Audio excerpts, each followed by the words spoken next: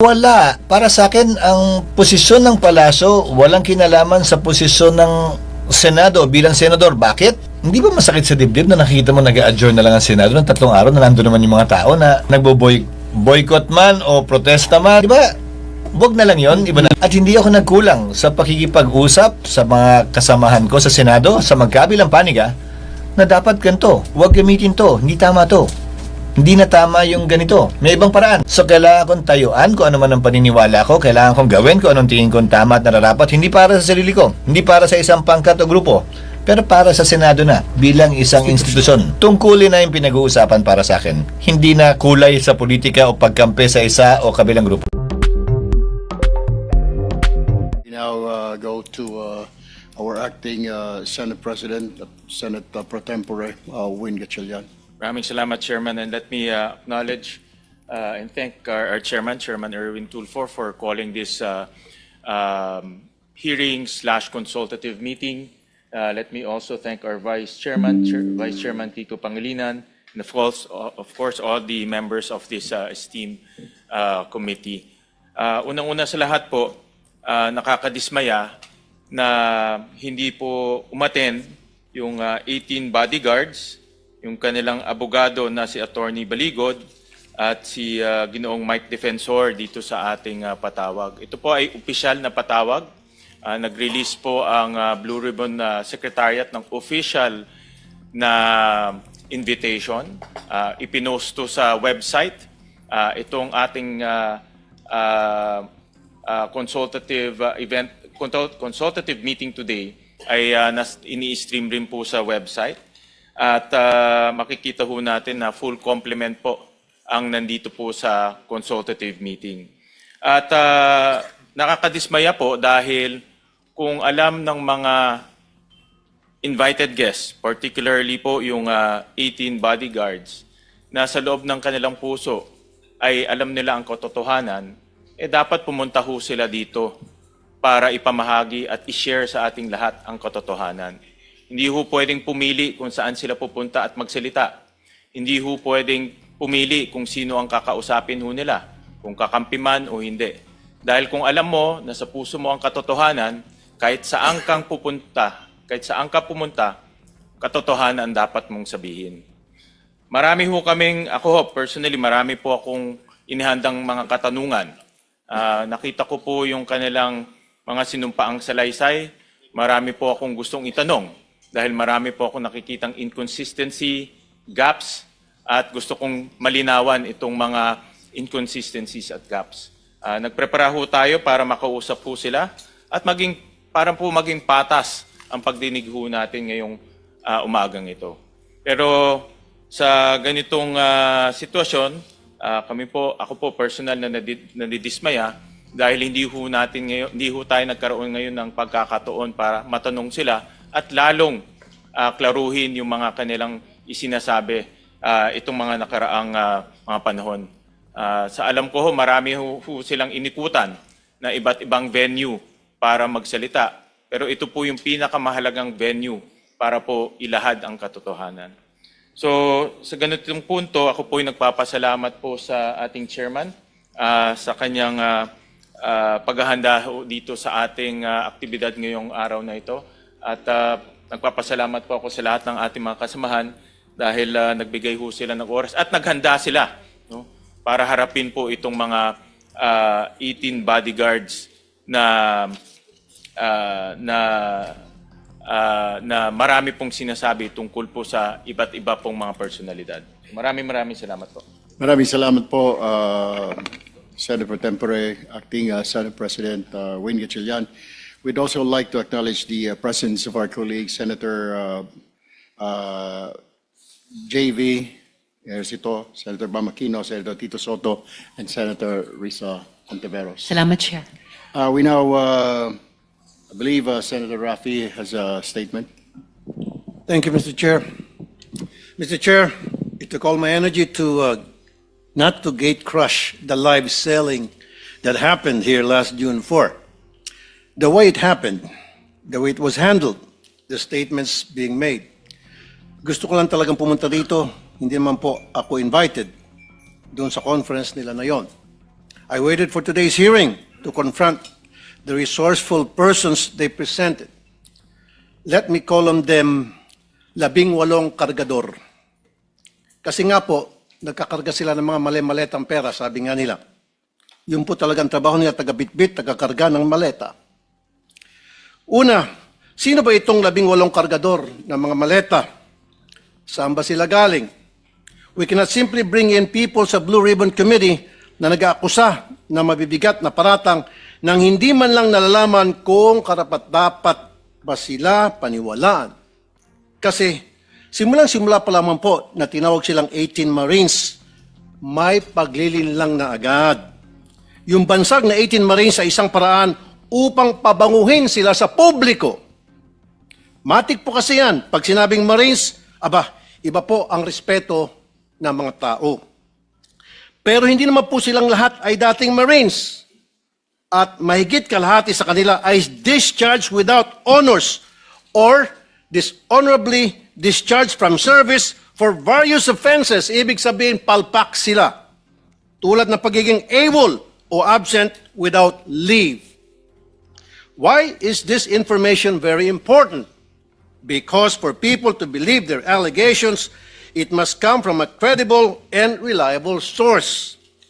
And so, the people using them portray them as heroes. God damn. Sabi nga ng isa sa mga senador na dumalo nung araw na yon, bayani daw po sila. Pero nakakaya naman po sila sa iba nating mga bayani. Na itong 18 kargador na ilang taon nagtrabaho kay Saldico, may 7 years at 9 years at nagbitbit daw, sabi nila, ng sangkatutak ng maleta ng pera. At bigla na lang tinubuan ng konsensya at ngayon ay naninira ng buhay ng mga inosenteng tao, ay tatawagin nating bayani. Pasensya na. Hindi ako papayag na matabi ang mga sinungaling nito kila Jose Rizal, Andres Bonifacio at mga dakila nating OFWs. At dito papasok ang pangulo kong punto. Hindi lang po ang kredibilidad ng 18 kargador ang kaduda-duda. Ang mismong testimonya nila ay nakakapagtaka. Lumabas na po ang ilan sa mga ito sa balita, pero pasadaan lang po natin. Let me show some video clips of the hearing. Video 1. Si Father Flavi ay hinatiran ko ng pera doon sa Mindanao Ab. Isang sobre yun, sir. Anong lugar po yun? Sa Mindanao Ab, sa mismong simbahan niya, sir. Sa may gilid ng kalsada. Bakit po kayo nagdala ng pera doon sa pare? Kasi, sir, hindi ko ano, sir, kung pang ano nila yun, sir, eh. Basta nagdala lang kami ng pera, sir. Tapos doon sa 33... Maleta din ba? Dinala mo? Isang sobre, sir. Tapos doon, sir, sa 33 Clemente. Baka naman sulat lang pinadala Hindi, sa'yo, sir. sobre Pera, lang. sir. Kita ko mismo, sir, eh. Tapos sa 33 Clemente, sir, isang maleta. Kanino? Kay Father Flavi, binuhat ko papunta sa sakyan niya. Tapos yung suot niya, sir, itim na pangpare.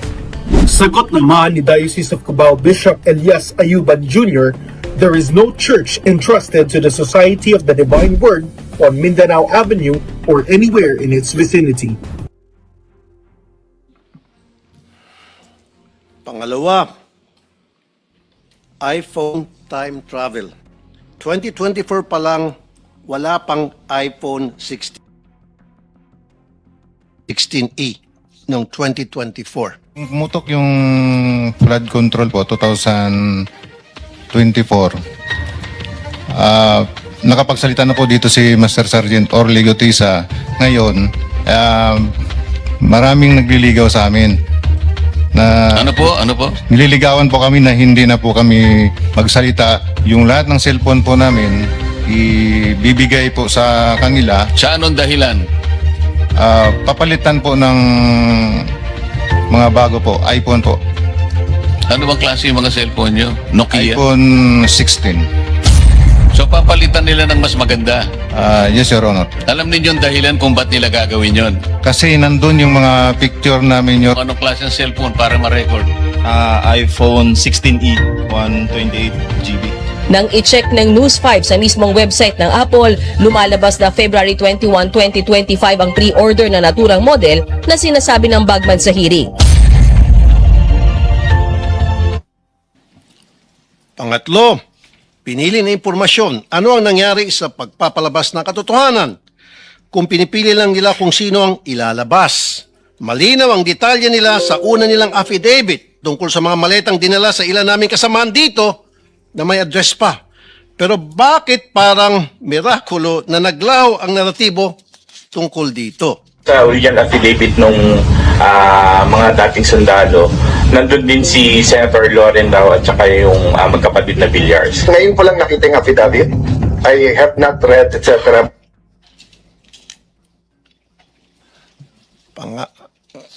Pangapat, aking pinasili pong lugar na yon sa Makati. Video 4, money changing. Nag-advise po si boss, magpapalit kami ng piso to dollar na 2 maleta doon sa Makati po. Sa, Bibili kayo ng US dollar. Yes, Your Honor. Dinala po namin ito sa Per Bank Makati, Salcedo Village po. Dalawang maleta worth of 50 to 60 M po ang laman. Aking pong pinasilip ang lugar na yun sa Makati at walang record ng money changer sa Pearl Bank Building. Dapat po makumpirma ito. At syempre, nandyan din po ang mga kadudadudang testimonya nila laban kay Senator Soto na pinabulaanan niya na dahil nga matagal ng patay ang sinasabi nilang si E.A. Mark or Executive Assistant Mark. At ang pangbawi nila ng aligasyon tungkol kay Representative Laila de Lima na noong mga panahon na yun ay hindi pa kongresista at nakakulong pa. At sabi ni Ombudsman Boying Rimulya, ang isang letrato ay delivery na nangyari noong panahon ni Speaker Lord Velasco pa. And so I come to my third point because it seems that some of the information from these 18 porters or cargador are fed. They have a hard time telling their story on their own. Kung papanoorin mo ang live selling nila noong Webes, hirap silang ikwento ang kanilang naratibo. The presiding officers of that conference were coaching and leading the resourceful persons. Pag medyo nagkakamali, siyempre, inaayos ng mga presiding officers ang testimonya. Minsan si Attorney Baligod na, hindi naman involved sa pagbitbit ng maleta, ay siyang tumitistigo tungkol sa nangyari. Wala naman siyang personal knowledge. Ika-4 na punto, nais ko pong humingi ng dispensa sa ating mga Senate media. Bilang broadcaster at kasapi ng media, masakit po tuwing nababansagan ng ilan sa atin na bayaran kasi nasisira po ang propesyon natin. Pero itong pagsisigawan na bayaran ng karamihan sa atin, dito sa lugar na tinawag nyo ng tahanan at buong puso nyong pinoprotektahan sa pamamagitan ng makatotohanang pagpapahayag, ay tatawagin kayong bayaran. Hindi po tama yon. This institution, time and time again, owes you its dignity because you keep the senators on their toes and make sure we stay true to the Filipino people. At kay Senator Cayetano, huwag po tayo masyadong demanding. Ano po? Ito magreklamo na wala ka sa front page. Limited po ang front page space ng mga dyaryo. Kaya pili lang po talaga ang nalalagay dyan. Pero hindi ibig sabihin hindi na sila patas. Dahil kung titingnan mo naman online, all these news outlets reported his statement. It is in their online platform. Kung saan libo-libo ang nagbabasa. The front page is reserved for the biggest and latest news. Yun bang bagong kaganapan? Yun po kasing pagkapit sa kapangyarihan at hindi pagtanggap sa pagkatalo nyo, lumang balita na po. But nevertheless, it was reported upon. I-google niyo po yun. And my fifth point, we have to look into the allegation na nabayaran ng 5 milyon ang 18 kargador. I'm not saying it's true. Iharap po ng NBI itong witness nila na nagsabi noon. Pero ang masasabi ko lang, ginamit lang kayo ng mga malalaking tao para sa mga personal nilang interest sa politika. Kulang yung 5 milyon. Kunwari, inanalayan nila kayo. Pero pagharapin nyo na itong sangkatutak na kaso na isasampa sa inyo, nitong mga siniraan ninyo, tingnan nyo, unti-unti kayong iwan yan. Ngayon pa lang, narinig mo na sila na nagugas kamay sa mga paratang nyo. Dumidistansya sila sa inyo dahan-dahan. Kaya sa ating mga kababayan, mag-ingat po tayo sa paniwalaan or papaniwalaan. Remember, the devil can cite the scripture for his purpose. No more, no less. When Jesus went into the wilderness to pray, the devil tried to tempt him 3 times. But as he was failing to tempt Jesus, and as he was getting desperate, what did the devil do? He quoted the scriptures from the book of Psalms. Huwag po tayo magpapadala sa mga mabubulaklak na mga pananalita dahil lang siya ay nagbabasa ng Biblia. Huwag po tayo basta maniniwala dahil binansagang bayani o Marines ang 18 na kargador. Buksan po natin ang ating mga mata, tenga at utak. Huwag po tayo magpapadala sa mga live selling nila. Tingnan niyo po kung sino ang nagbebenta. Kasi kung mahistoryan ng pagbubudol at di tayo maingat, tayo na pong susunod na biktima nila. And before I end, I would like to remind my colleagues here in the Senate to please be very careful in calling out some people as bayani, putting them on a pedestal dahil hindi naman talaga totoo. Because that will be a reflection of you. Tatawagin mo ang mga taong umami naman na nag-deliver ng mga kickback kung sino-sino Poncio Pilato. So therefore, matatawag siya ng sindikato. So kung tatawagin mong bayani ang isang sindikato, sindikato ka rin. As simple as that. Maraming salamat, Mr. Chair. Maraming salamat, Senator Rafi. We now go to Senator J.V. Ejercito, if you have any opening statement.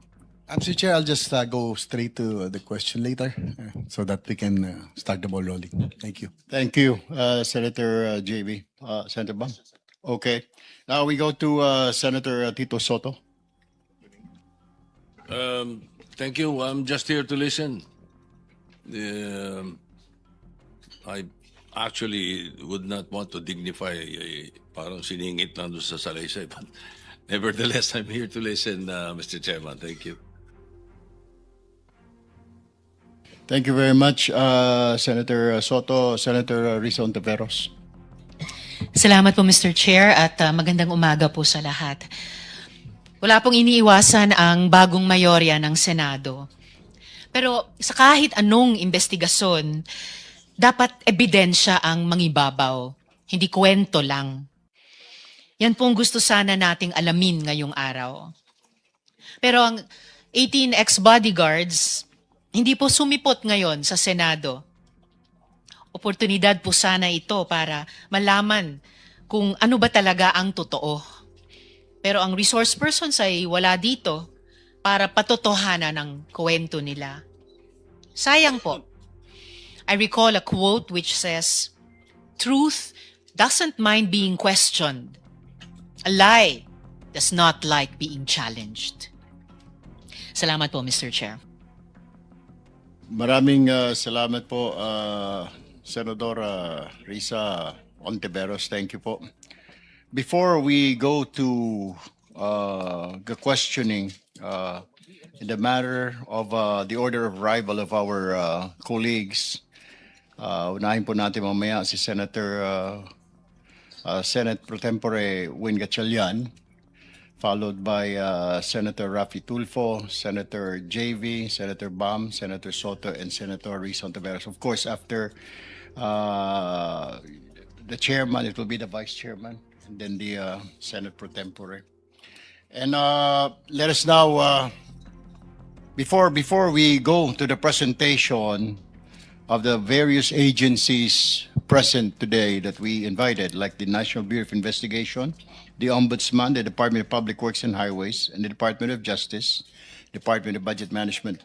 I would just like to quickly mention po, kasi sinasabi po basing doon sa accusations na the Blue Ribbon of the 20th Congress headed by Senator Ping Lacson, wala pong nagawa. Actually, there were bills filed because of the investigation. Isa po dyan ang Senate Bill number 1453, License Integrity Act. Ito po yung prohibiting unlawful lending, borrowing, or fraudulent use of licenses, permits, and other concessions granted by the state. Yung pagpapahiram po ng mga lisensya ng mga kontraktor. Dahil po, nabulgar po dito po sa Blue Ribbon hearing. Isa pa po ang Senate Bill number 1373, Contractors License Law. Ito po yung bill restructuring and strengthening the Philippine Contractors Accreditation Board, introduces stricter qualifications and term of office for its members. Ang ibig po sabihin, hindi na po pag ikaw ay member ng PICAB, hindi ka po pwedeng mangontrata sa gobyerno.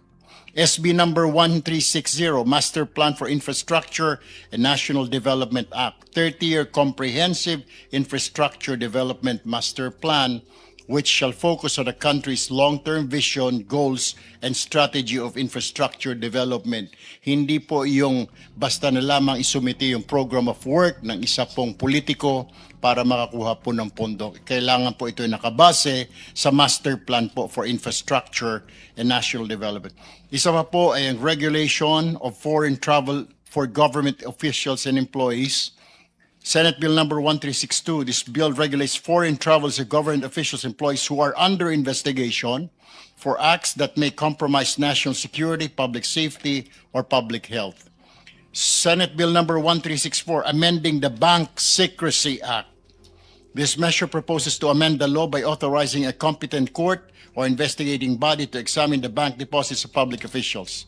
Senate Bill number 1365, amending PD number 1759, penalizing the contractors and subcontractors who violate any material provision of contracts involving public works of government officials, of government and public officials who allow such violation. Senate Bill number 1358, Budget Modernization Act of September 9, 2025. Ito po kaya po natin mapapanood na from now on ang bicameral conference po ng dalawang kapulungan sa pagsasagawa po ng ating budget at marami pa pong iba. Yun lamang po ipinapaalala po natin doon sa mga nagsasabi na wala pong ginawa ang Blue Ribbon hearings po nito mga nagdaang panahon. Yan po ang accomplishments po ng Blue Ribbon hearing na isinagawa po natin ngayong 20th Congress. Now, we go to the presentation. Yes. If you don't mind, Mr. Chairman, yes, also to fortify what you're saying, Senate Bill 1835 is an Infrastructure Governance Act reorganizing the DPWH. It's we filed the bill. Noted, Senator Soto. Let us now move to the presentation of the various agencies. We start with the National Bureau of Investigation. Attorney Melvin Matibag, go ahead, please. Meron po kaming prepare na slides, baka po pwedeng ma-flash. Go ahead. Yeah. Una po sa lahat, magandang umaga po sa inyong lahat. Maraming salamat po sa inyong imbitasyon at kamusta na po kayo, mga kaibigan naming senador. Noong Pebrero 23 po, 2026, nagsumite ng joint affidavit ang grupo na sinasabing the former security of Saldico kasama si Attorney Balikod na naglalaman ng mga aligasyon ng cash deliveries.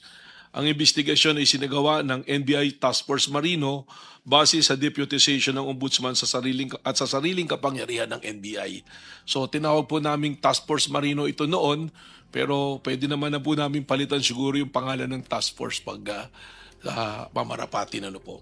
Yes, please do that kasi po insulto po sa institusyon sa Philippine Marine Corps at sa Armed Forces of the Philippines dahil ito pong mga ito ay karamihan po sa kanila tulad po na nasabi ni Senator Raffy, ito po yung mga nag-awol, may kaso po, dishonorable discharge at sinabi na rin po ng AFP na maaari huwag pong gamitin na sila po ay 18 Marines dahil hindi po sila lahat Marines at ang iba may mga kaso. Maraming salamat po, Attorney Matibag. Palitan na lang po namin kung hindi Task Force Bodyguard, baka Task Force Bellboys po para mas appropriate po siguro. Next slide, please. Ang ating tatalakayin ngayon ay ang ebidensyang ebidensyang halaga ng affidavit ng tinaguriang 18 bodyguards. Sa kasong ito, ginamit ang affidavit bilang pangunahing ebidensya na umano'y cash deliveries. Ngunit ayon sa NBI Task Force, kailangan nating suriin kung sapat ba ang bigat ng ebidensya, kung may issue sa paggamit ng titulong Marines, at kung paano na iba ang independent recollection sa collective narrative. Ang layunin natin ay makita kung ang affidavit ay talagang nakatutulong sa pagbuo ng probable cause, kung ito man ay kahinaan na dapat pagtuunan ng pansin. Sa katunayan po, ang ginamit na lang nga naming pamantayan ay probable cause at hindi na yung memorandum circular ng DOJ na nagsasabi ng there should be reasonable certainty of conviction pag mag-aakyat tayo ng kaso. Next slide, please.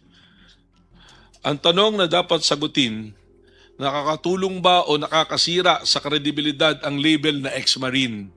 Ginagamit ang label na ito para ipakita ng grupo na may integridad at disiplina.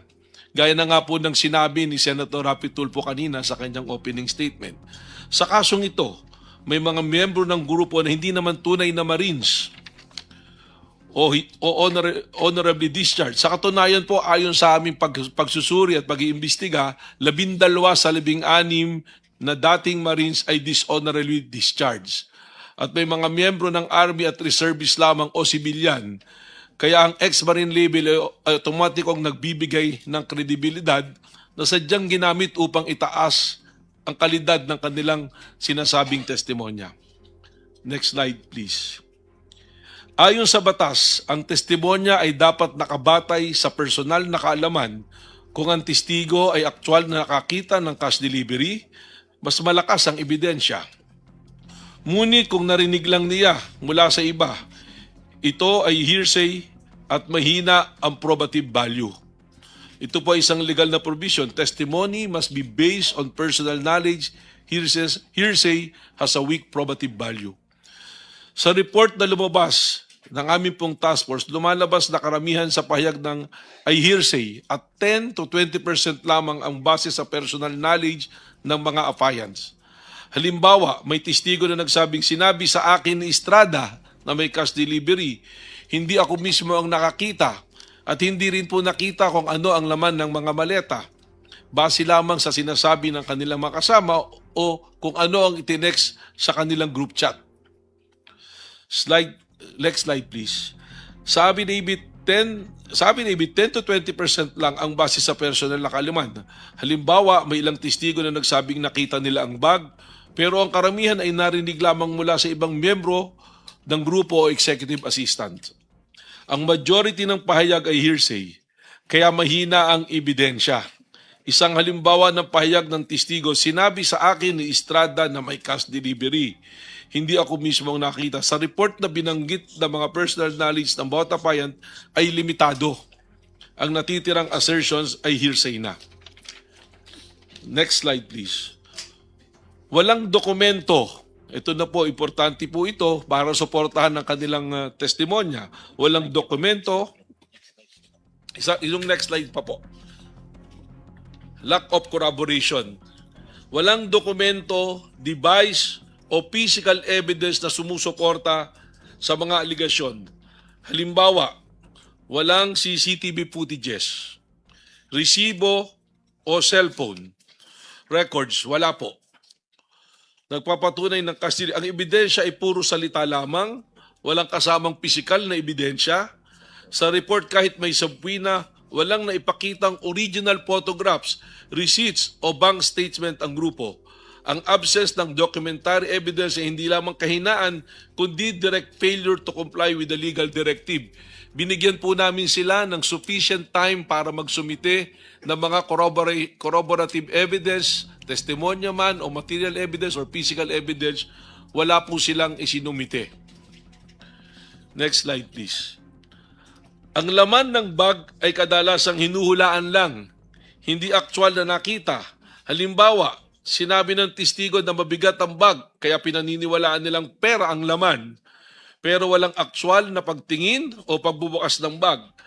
Sa report ng 12 sa 18 appliance, hindi nakita ang laman ng maleta at umaasa lamang sa bigat code word na basura o sinabing executive assistant, ang corpus, ang elemento o ang kas mismo ay hindi napatunayan na independent evidence. Kung maalala nyo po, may mga lumabas noon na affidavit na naunang inilabas sa media na sinasabi nila kaya na lamang pera, merong mga nasa active duty pa na PNP na binuksan at kumuha ng pera. Pero nung isinumiti na po sa ombudsman yung affidavit, wala na po yun. Hindi na po binanggit yun doon sa kanilang affidavit na isinumiti sa ombudsman. Ang mangyari po rito, parang nagpapalit-palit palagi ang sinasabi doon sa affidavit hanggang po nung huling nagkaroon ng pagdinig po dito. Next slide please. Ang affidavit ay hindi dumadaan sa cross-examination. Kaya mas mababa ang bigat nito kumpara sa testimonya sa korte. Halimbawa sa affidavit, hindi natatanong ang testigo ng kabilang panig. Sana po ito nga yung pagkakataon na magkaroon ng paghaharapan. Kaya hindi masusuri ang katotohanan ng pahayag. Kung may maling impormasyon, hindi ito agad mahihiwatigan. Sa report, binanggit na ang affidavit ay ex parte coordinated at hindi subject sa cross-examination. Ang Supreme Court na po mismo ang nagsabing ang coordinated testimony ay may diminished weight. Next slide please. May mga impormasyon na dumaan pa sa 2 o higit pang tao bago makarating sa affidavit. Halimbawa, ang isang miyembro ay narinig lang mula sa ibang miyembro na may cash delivery tapos isasama sa affidavit, lalong humihina ang kredibilidad ng ganitong payag dahil hindi ito direktang karanasan. Sa report, maraming assertion ang galing sa group, Viber chats o sa executive assistant, hindi sa sariling karanasan ng applicant. Ang hearsay ay inadmissible at walang independent probative weight. Double hearsay pa nga po. Narinig sa ganito, pinasa sa kanila. At yung grupo po, doon sa Viber chats nila, hindi na alam kung sino ang nagpadala. At nung hinahanap po namin yung mga Viber chat na ito, ang sinasabi, wala na yung telepono. Kaya maaaring yung binabanggit po noon na sinabing papalitan yung telepono, kasama na sa naratibo ang kanilang binubuo. Next slide, please. Attorney Matibag, before you continue, I would just like to inform everyone na yung pong 18 ex-bodyguards narito po sa building na ito, nasa tanggapan po ni Senator Robin Padilla, kasama po si Attorney Baligod.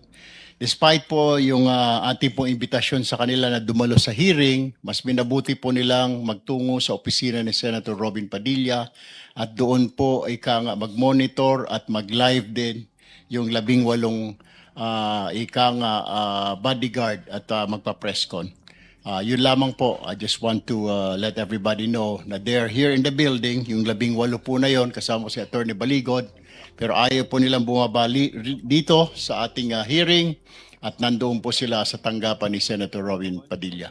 Continue, Attorney Mr. Chair. Matibag. Yes, go ahead, Senator Risa. Mr. Chair, for the record lang po, bagamat ito pong dinadaos natin ngayon sa pamumuno ninyo na Blue Ribbon Committee ay meeting. Pero inaasahan ko rin po na iimbitahan ng chair itong 18 ex-bodyguards sa hearing kapag fully constituted na yung committee. And dapat po hindi nila baliwalain yung imbitasyon ng komite. Dahil pag ginawa pa nila po iyon, magiging subject po sila sa subpoena and show cause order at higit pa mula sa komite. Salamat po, Mr. Chair. Noted po, Senator Ontiveros, gagawin po natin yan. Pero for now kasi, ang ginawa po natin ay inimbitahan lamang natin dahil ito po ay isang meeting lamang, organizational meeting po ng Blue Ribbon Committee. Kaya po hindi po natin mapapwersa yung mga yon, pero inimbitahan po rin natin gayon paman nung pong Miyerkules para walang masabi po yung kabilang grupo, yung minority bloc na iniiwas po natin at ayaw natin sila imbitahan. So for the record po, nabanggit po kanina ng Secretary at inimbitahan po ang 18 na ito kasama po si Attorney Baligod. Subalit po hindi po sila at nagpahayag na po sila kani-kanina lamang na hindi po sila bababa rito bagkus sila po ay bisita ni Senator Robin Padilla. Mr. Chairman, just for the record, baka kasi hindi naintindihan masyado ng ating mga kababayan. Kaya ito ay hindi hearing at ito ay committee meeting, consultative meeting, ay dahil kinikilala natin na hindi pa nahahalal ang lahat ng membro ng Committee on Public Accountability. At dahil hindi pa nahahalal lahat ng membro, hindi pa constituted ang committee. Although the chairperson has been elected and the chairperson, as legislative practice will reveal, has from time to time been allowed by practice to hold consultative meetings, even if there is no quorum, even if the committee has not been fully constituted. Empowered to appoint a vice chairman. And also, yes, that is correct, is empowered to designate a vice chairman. So in the meantime, because we have not, out of respect for our colleagues in the minority, dahil hindi pa nako-constitute, hindi pa sila hinahalal, ay hindi natin tinatawag itong, o hindi natin isinasagawa ang hearing. This is in contrast to the previous bogus hearing last Thursday, wherein the Blue Ribbon Committee precisely had been declared vacant, and even before we removed the Senate President, former Senate President, they already sent out notices for that June 4 hearing, which again is an indication of their disregard for our rules in the Senate. Kaya, just for the record, Mr. Chairperson. Thank you for Mr. that Chair. clarification. Go ahead. Dagdag lamang po dun sa sinabi ni Vice Chair Kiko, Mr. Chair. In fact, dun sa bogus hearing, nagpakita at nagsalita yung 18 ex-bodyguards at saka si Attorney Baligod. So, although of course I submit to what the Chair has said na hindi naman sila mapipilitang dumalo dito sa ating meeting bilang mga guests, I think loss po sa kanila na hindi sila humarap sa committee hearing na ito para matanong din natin na ibang mga senador and yung mga miyembro, magiging miyembro ng committee once constituted dahil naghanda rin po tayo ng mga tanong sa kanila. Just for the record, Mr. Chair. Salamat po. Mr. Chairman, just to emphasize na yung June 3, klarong-klaro na noong dineclare all seats vacant, ang inelect natin as chairman of the Blue Ribbon Committee ay no other than Senator Erwin Tulfo. So siya lang ang may karapatan na tumawag ng ganitong consultative meeting at siya lang ang may karapatan para mag-issue ng mga invitations through the Blue Ribbon Secretariat. So let me just put that on record. Thank you, Mr. Senate Pro Tempore, Acting President Win Gatchalian. Go ahead, Attorney Matibag. May I approach po? Please. There's an important thing that I want Go to ahead relay po. po. Sa inyo po. Pwede Go po ahead akong lumapit dyan. Because I cannot see. 1 minute suspension with your presentation. Thank you, Your Honor. Next slide is conclusion on evidence. Sa kabuuan, hindi sapat ang affidavit para magpatunay ng probable cause. Kahit marami ang nagsalita, kung walang independent evidence, mahina ang kaso. Ang affidavit ay hindi sapat na basihan para mag-file ng kaso. Sa report, binanggit na kahit hearsay ay pwedeng gamitin sa preliminary investigation, pero dapat ay may substantial basis. Nawala sa kasong ito. Ang assertions ay uncorroborated at ang mga affiant ay hindi nakakita ng material facts. Next slide, please. Public representation. Balik po tayo ron sa pag-label nila ng 18 Marines. Ipinakilala ang grupo bilang 18 Marines na parang may dagdag na integridad. Halimbawa, ginamit ang label na ito sa media para palakasin ang kredibilidad ng grupo kahit hindi naman miyembro ay tunay na Marines.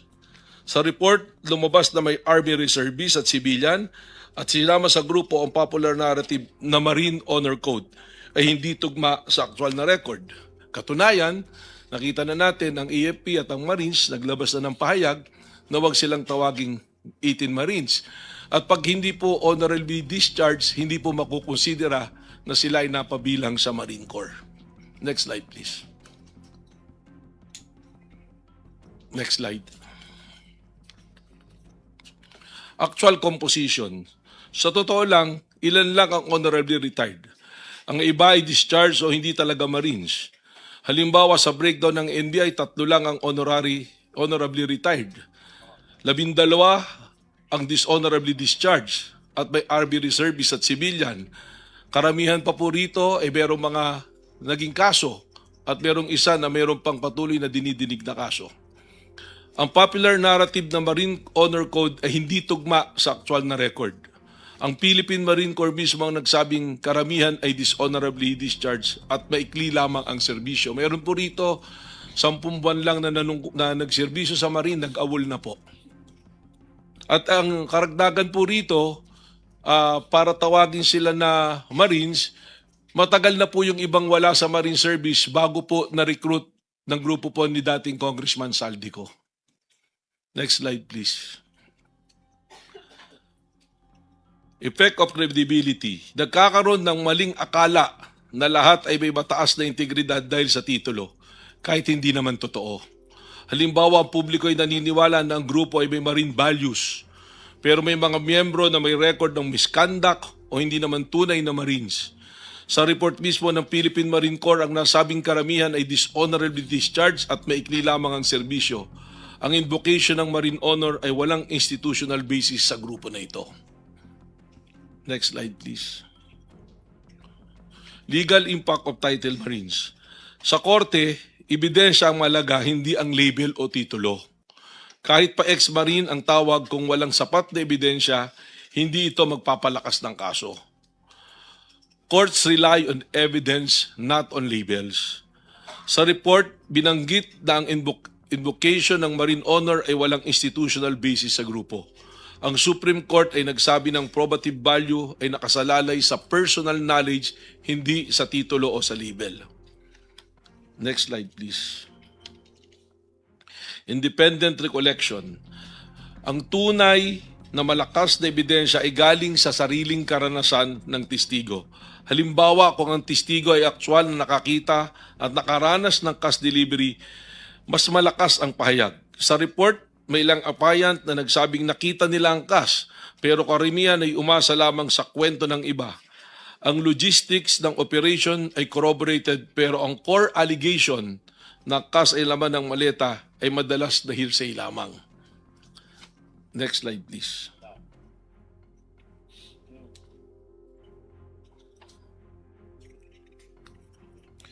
Pinagsama-sama ang pahayag ng grupo sa isang affidavit. Halimbawa, may mga miyembro na hindi alam ang buong kwento, pero isinama ang kanilang pahayag sa collective narrative. Sa report mismo ng applicant ng nasabing hinalo-halo ang affidavit at binuo ng counsel na si Atty. Baligod, ang collective execution ay hindi nagko-convert ng hearsay sa personal knowledge.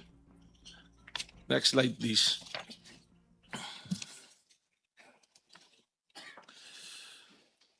May palatandaan ng koordinasyon ng group discussions, shared preparation. Halimbawa, bago gumawa ng affidavit, nagkaroon ng group meeting para pag-usapan ng mga sasabihin. Sa report na binanggit na ang affidavit ay produkto ng collective briefing, common housing at council assembled content. Ang applicant ay house sa council unit na may real-time coaching interview. Anong ibig sabihin po nito? Meron pong testimonya doon na November pa lang magkakasama na sila. At inilabas po yung testimonya February. Ang ibig sabihin po nito, bumuo sila ng naratibo. So, ang nangyari po kasi rito, yung si Buduan, siya ang nilapitan ni Atty. Baligod. Please take note na hindi po sila ang lumapit kay Atty. Baligod, kundi si Atty. Baligod lumapit kay Buduan. At si Buduan ang nag-recruit ng mga sasama po rito. Ano pong palatandaan itong na-coordinated? Sinasabi naman nila lahat sila nanggaling dun sa White Plains. Dun po sila, magkakasama po sila. Tapos may umamin din na may nagbibigay ng pera, parang allowance, si Atty. Baligod.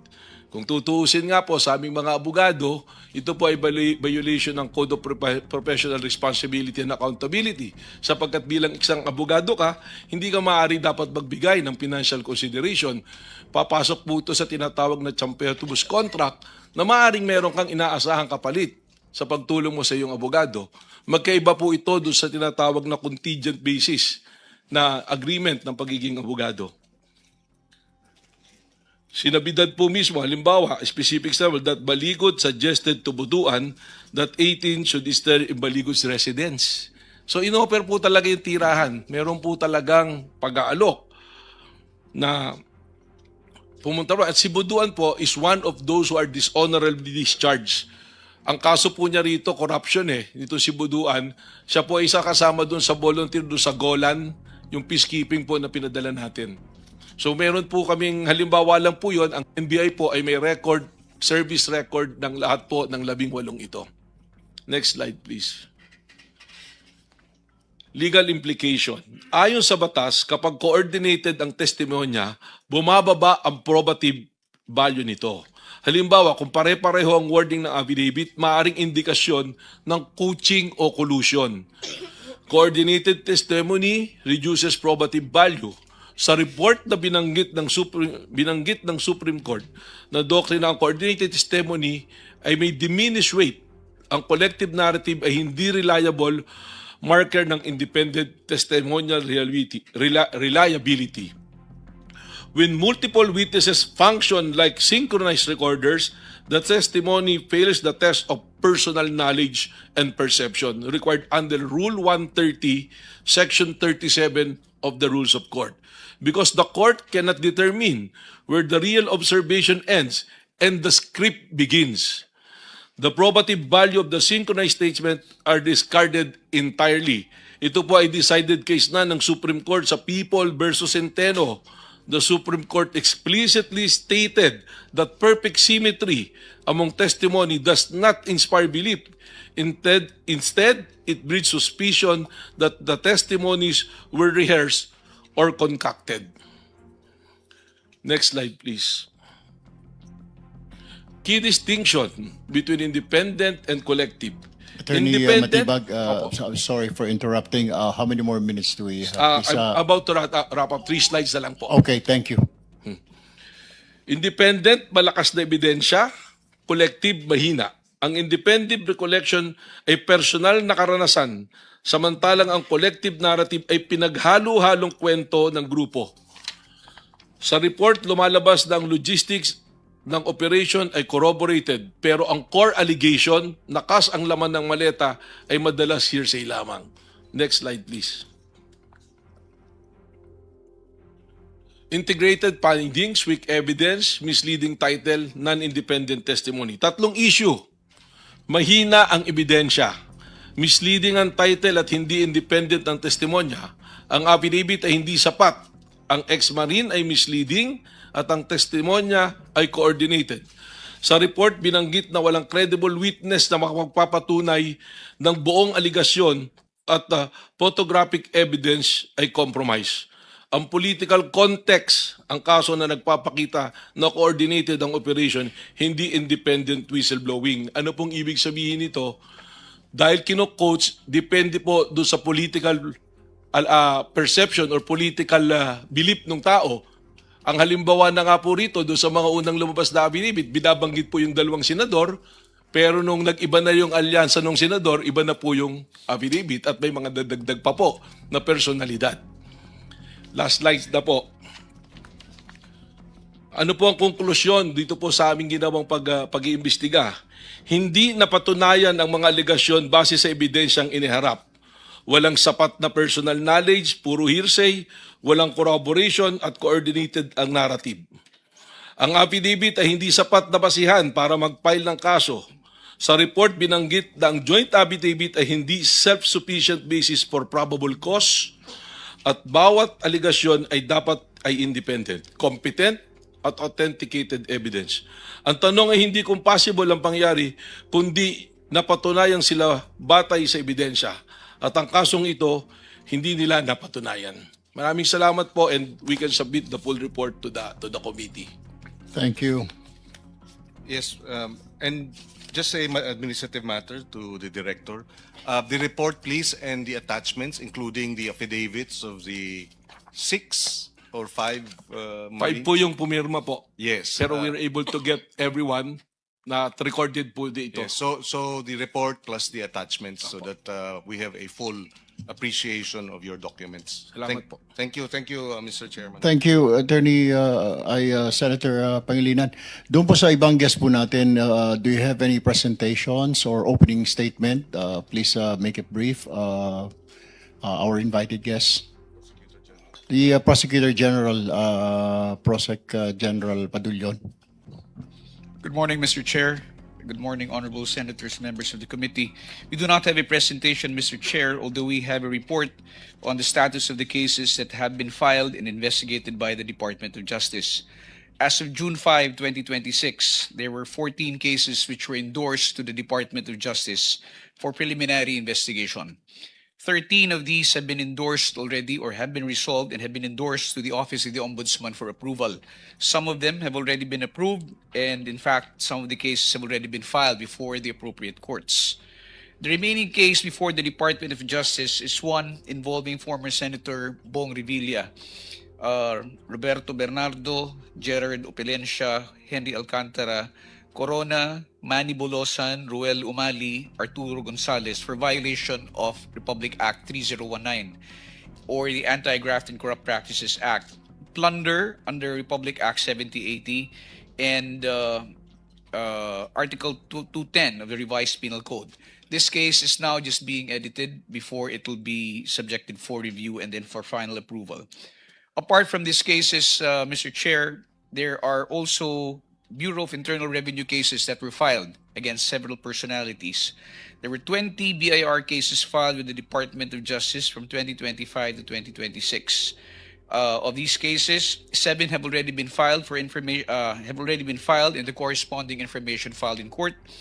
12 have been dismissed and 1 is submitted for resolution. The remaining case is the one which involves Mark Alan Villamor Arevalo of Wow Builders for violation of Section 254 and 255 of the National Internal Revenue Code of 1997. Also, we would like to report, Mr. Chair, that as of today, covered by the Witness Protection Program of the Department of Justice, are 7 personalities, namely Yusek Roberto Bernardo, Engineer Henry Alcantara, Engineer Gerard Opelencia, Sally Santos, Monica Santos, Vergel Nino Garcia, and Francisco de la Fuente Jr. And lastly, we would like to report, Mr. Chair, that as of today, the amount of people's money recovered and have been turned over to the Land Bank totals 841,381,500 pesos. That's all for the Department of Justice, Mr. Chair. Thank you. Thank you, Prosecutor General Padulyon. Just one quick question. Ito pong pagka-file po ninyo ng mga kaso, where did this come from? Is this the result of the Blue Ribbon hearing previous weeks and months? Well, part of it, sir, were as a result of the investigation or the hearings before the Senate Blue Ribbon Committee, which were followed up by the department and by the National Bureau of Investigation, as a consequence of which cases were filed with the department, and the same were the ones subjected to preliminary investigation, sir. Thank you, Prosecutor General Padulyon. We now move to the Office of the Ombudsman, Attorney Revelo or Attorney Batu. Do you have any presentation or opening statement? Magandang umaga po sa lahat. Good morning, Your Honor. Good morning, Honorable Chairperson. Wala po kaming presentation, but we also have a report. Without going into details po, as doing so might jeopardize our ongoing investigations. But I'm going to report on the complaints received by our office from 2025 and to 2026. So for 2025 po, we have cases under fact-finding investigation totaling to 124. And for 2026, meron po kaming fact-finding investigation totaling to 209. And meron din po kaming undergoing preliminary investigation and administrative adjudication for 2025. 29 po yun, and 2026 meron pong 5. As to the cases filed in courts, for 2025 meron pong isang na-file sa lower court, and then for 2026 tatlo po. 2 sa Sandigan Bayan and 1 with the lower court. Attorney Bato, quick question lang kasi the people are wondering, parang sobrang bagal na umusad. I mean, the Ombudsman, the Office of the Ombudsman, even the Office of the President was saying, and people are waiting na we want proof na the government is moving and serious in this investigation. Wala pa pong lumalabas. Isa pa lamang po nalabasan ng warrant. Actually, 2 pa lang. The former Senator Revilla and then Senator Jinggoy. The question now of the people is like, kailan po kaya lalabas yung ibang mga warrants? Meron na po bang palabas? Because we keep on investigating, we keep on parang puro tayo kwento, pero ala naman pong kwenta, ala nangyayari. Kaya people are really waiting na if this government is serious in its investigation, may mangyayari, then can we expect soon na meron pong mga arrest warrants the Sandigan Bayan will issue, I mean, from your office, Attorney Bato? Your Honor, as these cases are already undergoing preliminary investigation and administrative adjudication before we're going to file the necessary information with the appropriate court. So, I'm not at liberty to say kung ano na po yung mga for filing sa courts or ano na po yung mga kung sino-sino po yung pa-file na ng mga information sa courts. Go ahead, Senator Bam. Maraming salamat, Mr. Chairman. This question is for the Ombudsman. Ito pong mga affidavits ng ating 18 former bodyguards po ni Zaldico, ito po ba iniimbestigahan rin po ninyo? Kasama ba ito sa nabanggit nyong for fact-finding or preliminary investigation? I'm not at any liberty to say that, pero from what I know, from my personal knowledge, kasi ako po yung OIC ng Central Records Division, when all documents addressed to the Ombudsman or filed with the Office of the Ombudsman usually undergo evaluation po kasi. So when it was evaluated by our lawyer evaluators and reviewed and approved by our officials, we sent a notice to Attorney Baligod saying that what the office requires is yung tigi-isa pong affidavit for the Marines to declare or to state their personal knowledge dun sa mga statements Hindi nila. po yung kolektibo. Yes, kasi Okay. parang collective, isa lang po yung joint affidavit nilang lahat. So, when it was evaluated, sabi po nung lawyer evaluator namin, and then it was reviewed and approved by our officials na parang hindi pwedeng lahat sila, iisa lang ang sinasabi. Kasi yung mga sinasabi nilang dinala nila, ilan lang naman doon ang nandun na present. So, others hindi naman din present. So, they cannot have a collective affidavit. Okay, so kung kumbaga po, siniseryoso ninyo itong mga aligasyon na ito at nag-next step kayo, which is to ask for individual affidavits. Tama po yon, Attorney Batu? Yes, Your Honor. At nakapag-submit ba ng individual affidavits? As far as I know, wala pa po. Okay, kasi dito po sa Blue Ribbon, many of our resource persons have been here for months already. Marami ho talagang paratang. Maraming nabibring up, no? Kadalasan po, mga kasama rin po namin sa legislatura. Kasama namin dito. Pero ang expectation po namin, merong further investigation yan. Para malaman, may corroborative evidence, may further investigation. At syempre po, marami ho dito, maraming sinasabi, marami ring denial, pero yung pinaka mainam talaga, kung talagang totoong iniimbestigahan itong mga to at manggagaling mismo sa mga ahensya, kung meron ba talagang bigat ito o wala. So, sinasabi po ninyo, tinutuloy nyo yung investigasyon, pero hindi pa sila nagsasubmit ng individual affidavit para talagang mahimay at malaman kung meron pa talagang probative value yung kanilang mga statement. Tama po ba yun, Attorney Batu? Your Honor, basta upon evaluation, we required the handling lawyer, si Attorney Baligod, to please submit individual joint affidavit of the Marines. Kung makapagbigay po sila ng individual affidavit, o kaya ngayon, kung pumunta po sila dito, may kanya-kanyang testimonya under oath, at nakuha po nyo yon, ano po yung responsibilidad ng ombudsman? Hindi ho ba para imbestigahan pa rin po yan at hanapin yung katotohanan? Going to the usual process, Your Honor, if it's sufficient in form and substance, yung kanila, if it's in the form of a complaint affidavit, and then it's sufficient in form and substance, pwede po siyang mag-undergo ng preliminary investigation. At kayo po mismo, attorney, na nag-iimbestiga o ipapasa po nyo sa NBI o sa DOJ? Kami po, pwede po namin investigahan diretso yun. Preliminary investigation din po kasi we have our bureaus doing that. Okay, so in usual practice, kapag may mga bagong impormasyon, ano po yung proseso po ninyo? Do you forward it to the other agencies for further investigation or kayo mismo yung nag-iimbestiga? Yung fact-finding investigation po, our office, yun nagkakonduct talaga ng fact-finding investigations. For context po, Your Honor, yung mga sinasubject to fact-finding investigations are those complaint like anonymous na hindi siya sufficient in form but merong mga verifiable leads. Okay. So, At hindi pa yun nagagawa para sa affidavits ng mga 18 bodyguards kasi hindi pa sila nagsasubmit ng individual na affidavit. Is that correct? Yun ba yung tamang proseso?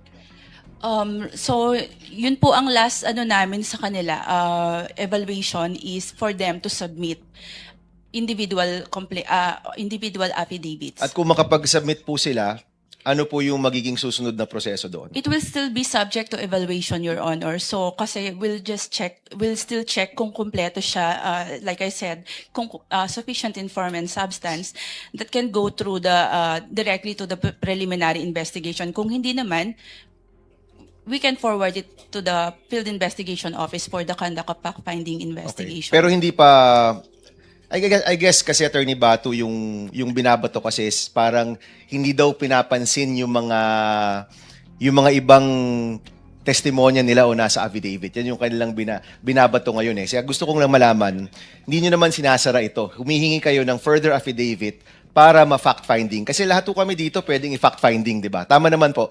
Attorney Melvin, lahat ng mga pangalang binabanggit, further investigate po ninyo. Kahit congressman yan, senador yan, o kung sino man yan. Well, tama po yun. Kagaya nga po doon sa sinabi namin, Senator, Mr. Chair, hindi kami makapunta doon sa kanilang aligasyon dahil doon mismo sa kanilang isinabmit na affidavit at nung kinuha namin sila ng pahayag isa-isa, ayaw naman din pirmahan. So paano po tayo magtutungo doon sa next step na ipapatawag natin yung mga binabanggit nilang pangalan? Okay, Mr. Chair, pwede makasingit with the indulgence of Senator Aquino. Bakit kinakailangan individual affidavit? Hindi ba pwede yung grupo sila mag-issue ng affidavit? Yun na nga po yung binabanggit namin kasi yung probative value po nito mababa. Kasi ang affidavit po dapat base sa yung karanasan, sa sarili mong recollection. Tapos yung pag-identify. Kung maaalala nyo po, base doon sa binanggit ko na report, base sa natapos na report ng aming fact-finding ng task force namin, hinihingan po sila ng mga additional na ebidensya. Hinihingan sila ng kanya-kanyang pahayag, pero binigyan po namin ng sufisyenteng panahon para magsumitin ito, para makaproceed po kami to do a fact-finding dun po sa mga binanggit na pangalan po. Okay, dalawa na lamang. So, nakapag-issue na ba ng kanya-kanyang affidavit itong 18 kargador? Have they issued? Kasi sabi niya pa iba-ibang statement nila. Yun nga po, sinubject namin sila sa individual question and answer. 5 lang po yung pumirma. Yung 13, pinigilan ni Attorney Balikod na pumirma. Gusto pa nga punitin yung kanilang mga naging statement. Ano po?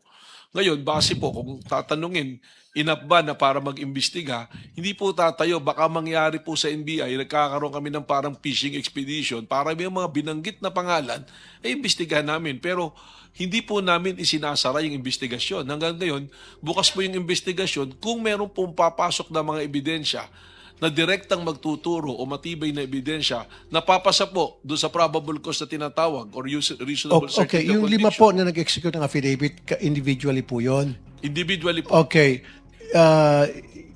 Ano pong nilalaman ng kanilang affidavit at yun po ba hindi na nagpabago-bago?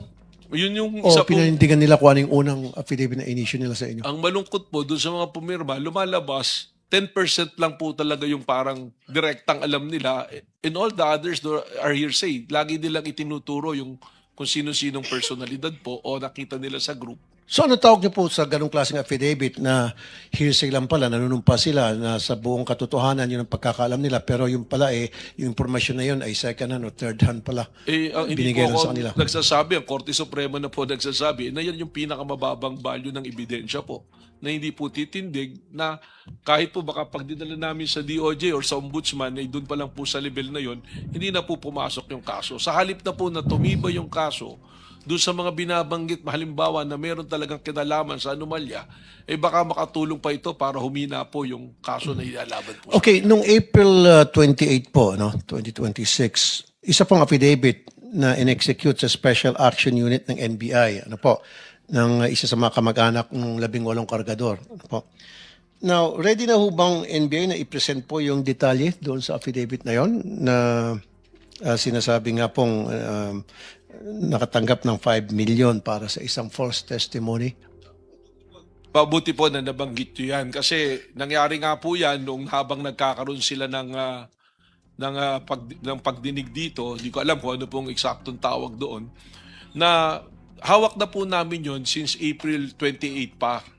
Tapos bumalik pa nga po para ayusin yung kanyang testimonya. Ito po, parang biyenan po niya yung isa sa miyembro ng 18 bodyguards, na sinasabi niya, ang pinangako po na kinumbisi sila na sumama, sa pangako na bibigyan ang bawat isa ng 5 milyon.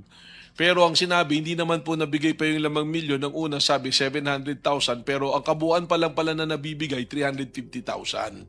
500 million each dapat. 5 million po dapat, bawat 5 isa. million pesos 5 million. each. Pero hindi na ibigay yung 5 million Wala each. pa po yatang naibibigay. Base po doon sa testimonya nitong manugang nung isa Magkano sa lang pong na-release? Sabi po altogether? doon ito, yung sa personal account po, 350. Sino po nabigyan ng 350 out of that 80? Galing po kay Mike Defensor. At siyempre, kasama po si Atty. Balicod. Yung po yung aming pinapalawak pa. Kaya nga po namin Pero sino pong nakatanggap nung 350? Yung isang marine po. Isa lang po? Isa pa lang po. So yung Kasi siya lang 17, wala pa? Siya lang po yung may recollection. Okay. Hindi ko po alam yung sa 17. Ibig sabihin po, Mr. Chair, ang recollection po nito, yun sa pag-uusap nilang dalawa ng kanyang biyenan. So ibig sabihin kaya po lumantad itong 18 kargador dahil pinangakuan po sila mabibigyan ng 5 million pesos each. Yun po yung sinasabi ng isa sa miyembro nila. Pero gusto ko po liwanagin, I will take the opportunity na liwanagin kasi narinig ko po, pinapupunta ko rito noon ni Senator Cayetano kasi para daw harapin ko daw si Ginoong Mike Defensor. Alam naman po natin na hindi naman po ganun yung proseso ng isang committee hearing. Pero una-una po, hindi naman po ibig sabihin suspect na kagad natin or akusado na si Mike Defensor.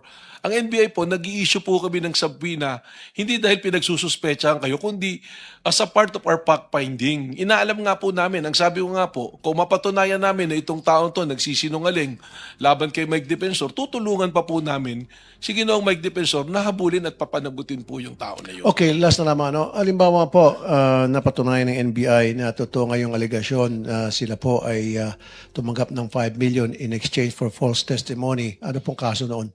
Well, may pananagutan po yan sa revised penal code kasi yung pong ikaw ay naghihimok ng titistigo para kasuhan ng kriminal yung isang tao na wala naman talagang basihan, pinaparusahan po yan sa ilalim ng ating revised penal code. At yung pong nagtestigo nagbigay ng false testimony kapalit ng pera, ano pong kaso noon? May kaso rin po yun, pwedeng managot po ng perjury po. Maraming salamat po.